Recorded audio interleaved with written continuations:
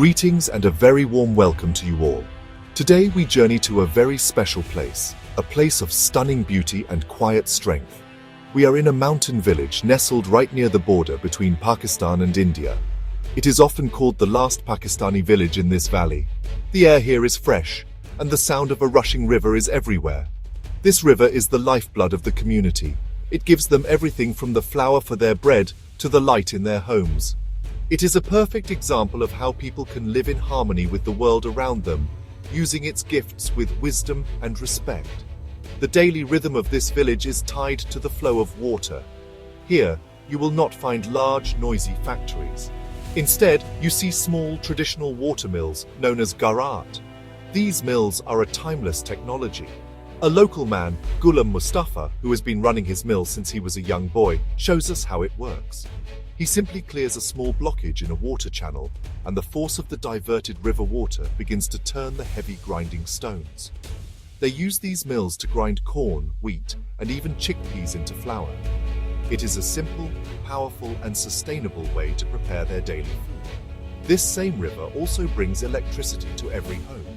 Not far from the village, a small dam, about 20 feet deep, harnesses the power of the Kazi Nag River.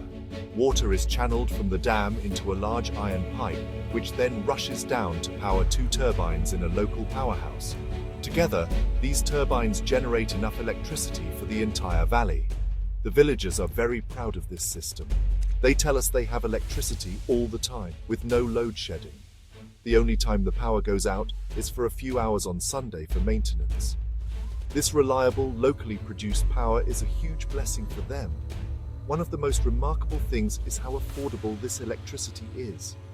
Residents happily show us their monthly bills, which are often around just 200 Pakistani rupees. This is a small fraction of what people pay in big cities. It makes a real difference in their lives, allowing them to use modern appliances without worrying about high costs. The river's flow changes with the seasons, being strongest in March and April. The villagers understand its moods and respect its power. They know that this beautiful, flowing water is the source of their modern comfort and their ancient traditions all at once. The land in this valley is as generous as the river. The villagers are skilled farmers who make the most of their fertile soil. All around us, we can see fields of corn swaying gently in the mountain breeze. They also grow a special kind of local red rice, which is husked in the very same watermills that grind their flour. This rice is a staple of their diet and a source of local pride. Walking through the village, you see vegetable patches next to almost every house. They grow unique local greens like sidam and naram nood, which are cooked with simple spices and taste absolutely delicious. Another local favorite is a vegetable called ali, which is a type of pumpkin. Walnut trees are scattered across the landscape, their branches heavy with fruit. It takes about 40 to 50 days for the walnuts to ripen, and the harvest is a community affair. Families work together to gather the nuts, which are eaten fresh or stored for the long winter months. The connection to the food they grow is very strong here. A mother preparing a meal can tell you exactly which field the corn came from and which tree the walnuts were picked from. This deep relationship with their agriculture ensures that every meal is fresh, healthy, and filled with the taste of the valley itself. It is a simple, organic way of life. Preparing for the cold mountain winters is a crucial part of life. The villagers rely on the surrounding forests for fuel. Throughout the warmer months, you can see people gathering fallen branches and wooden sticks. These are carefully stacked and left to dry in the sun. This dried wood becomes their primary source of fuel for cooking, and most importantly, for heating their homes when snow covers the ground. This practice has been passed down through generations. They know which wood burns the longest and provides the most heat. It is a sustainable use of resources, as they primarily use wood that has already fallen. Animals are also an essential part of the family and the local economy. Nearly every household keeps livestock, especially cows, for fresh milk and butter. You can hear the gentle sound of cowbells as they graze peacefully on the hillsides. For heavier work, donkeys and horses are indispensable. They are used to transport goods, building materials, and even sand up the steep mountain paths where vehicles cannot go. These animals are not just workers. They are companions in the daily tasks of life, helping the community to thrive in this rugged but beautiful terrain. The houses in this village look as if they have grown right out of the landscape. They are not made of concrete and steel like city buildings. Instead, they are built from the natural materials found all around them. The most important material is wood. The forests here are rich with deodar and pine trees, and their strong, durable timber is used to construct the frames, walls, and roofs of the homes. These wooden houses are perfectly suited to the mountain climate. They stay cool in the summer and retain warmth during the harsh winters, providing a cozy shelter for the families inside. Many homes are built right in the middle of their crop fields, blurring the line between living space and farmland. Imagine waking up and stepping out of your door directly into a field of corn, with the mountains watching over you. This close proximity to their land reflects the villagers' deep connection to their work and their environment. The architecture is traditional, passed down through generations. The intricate woodwork on doors and balconies tells a story of craftsmanship and a love for beauty. These houses are more than just structures. They are a living heritage, built by hand with local wisdom. In the past, these homes had to serve another purpose: protection. Because of the village's location near the border, it was once a dangerous place. To stay safe from cross-border shelling, nearly every family built an underground bunker. These bunkers were constructed with immense effort, using heavy stones, cement, and reinforced with iron. One resident told us he used 500 kilograms of iron just to make his family's shelter strong enough. These underground rooms were a grim necessity, a place where families would huddle together, listening to the terrifying sounds of conflict outside. They were a testament to the villagers' will to survive. Today, these bunkers are mostly silent, a stark reminder of a difficult past. Some have been filled in, while others remain as a cellar or storage space. The houses themselves now stand in peace. The same walls that once trembled from the force of explosions now provide a safe and quiet home. The villagers look at their homes with a sense of gratitude. They are grateful for the wood from the forest that keeps them warm, for the stones from the earth that give them strength, and for the peace that now allows them to live without fear in the beautiful homes their ancestors designed. For many years, the beautiful scenery of this valley hid a painful reality. The village is so close to the border that an Indian Army checkpost is clearly visible on a nearby hilltop. This proximity meant that life was lived under a constant threat. Residents tell us stories of a time when heavy shelling from across the border was a regular part of their lives. The sound of explosions would echo through the mountains, forcing everyone to run for cover. One man pointed to his house, explaining how a shell had once hit it, a terrifying memory he will never forget. The community faced these challenges together. The local mosque, a center of faith and unity, was also hit by a shell during those years. The villagers rebuilt it, their spirit unbroken. Another house in the village still bears the scars of the conflict, with a roof that was completely destroyed by a shell. People speak with immense respect for the Pakistan Army, saying they were always there to defend them and provide help during the darkest times.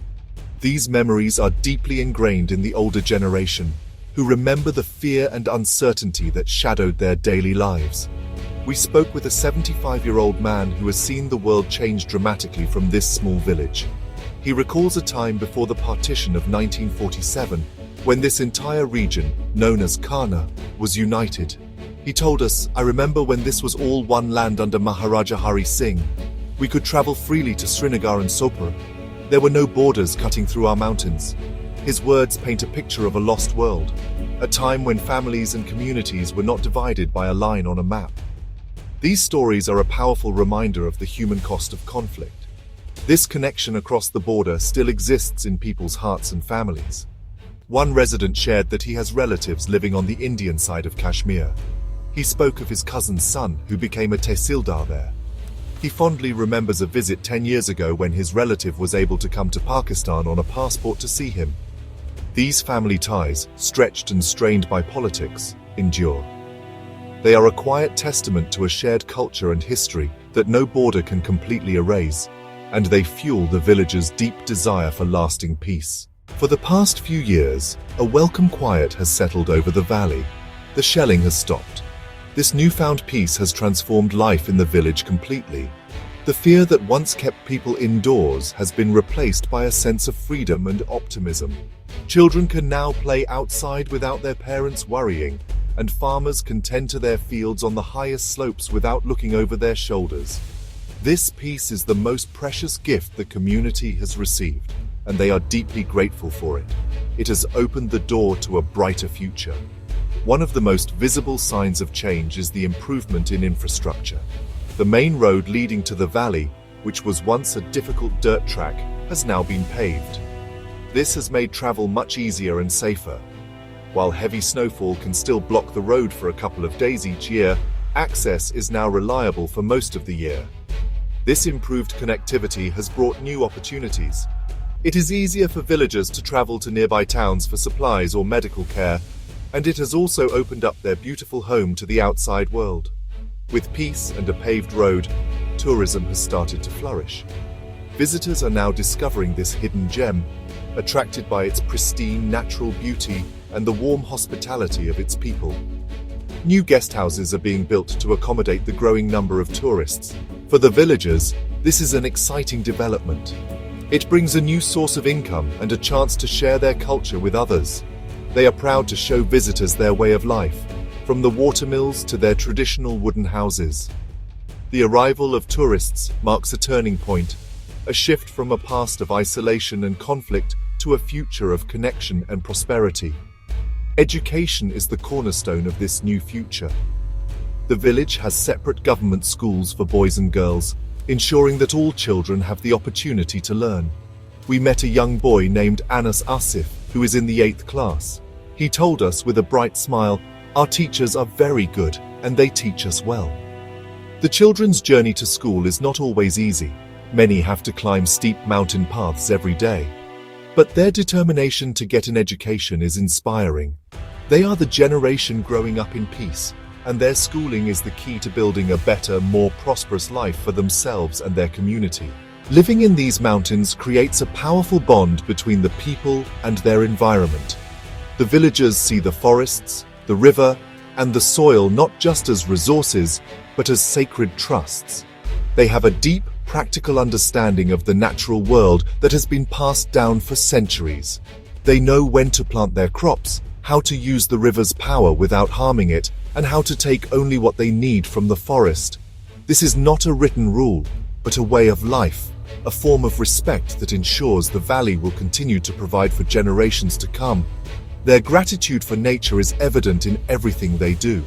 When a villager cuts wood for fuel, they do so with care, primarily selecting branches that have already fallen to the ground. When they channel water for their mills, they do it in a way that allows the river to continue its journey downstream. This sustainable lifestyle is not a new trend for them. It is an ancient tradition. They feel a sense of ownership and responsibility for their surroundings. They are the guardians of this green valley, and they take this role very seriously, protecting the beauty and health of the land that sustains them. The peace that has settled over the region has allowed this love for nature to blossom. Without the constant fear of conflict, people can now fully appreciate the breathtaking beauty around them.